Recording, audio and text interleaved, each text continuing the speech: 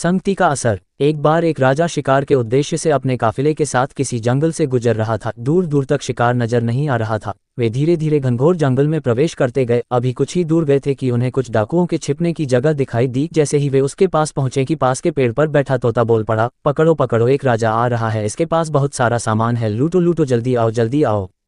तोते की आवाज़ सुनकर सभी डाकू राजा की ओर दौड़ पड़े। डाकुओं को अपनी ओर आते देखकर राजा और उसके सैनिक दौड़कर भाग खड़े हुए। भागते भागते कोसों दूर निकल गए। सामने एक बड़ा सा पेड़ दिखाई दिया। कुछ देर सुस्ताने के लिए उस पेड़ के पास चले गए। जैसे ही पेड़ के पास पहुंचे कि उस पेड़ पर बैठा तोता बोल पड़ा, आओ राजन, हमारे साधु महात्मा की कुटी में आपका स्वागत है, अंदर आइए, पानी पीजिए और विश्राम कर लीजिए। तोते की इस बात को सुनकर राजा हैरत में पड़ गया और सोचने लगा कि एक ही जाति के दो प्राणियों का व्यवहार इतना अलग अलग कैसे हो सकता है। राजा को कुछ समझ नहीं आ रहा था। वह तोते की बात मानकर अंदर साधु की कुटिया की ओर चला गया। साधु महात्मा को प्रणाम कर उनके समीप बैठ गया और अपनी सारी कहानी सुनाई और फिर धीरे से पूछा, ऋषिवर, इन दोनों तोतों के व्यवहार में आखिर इतना अंतर क्यों है?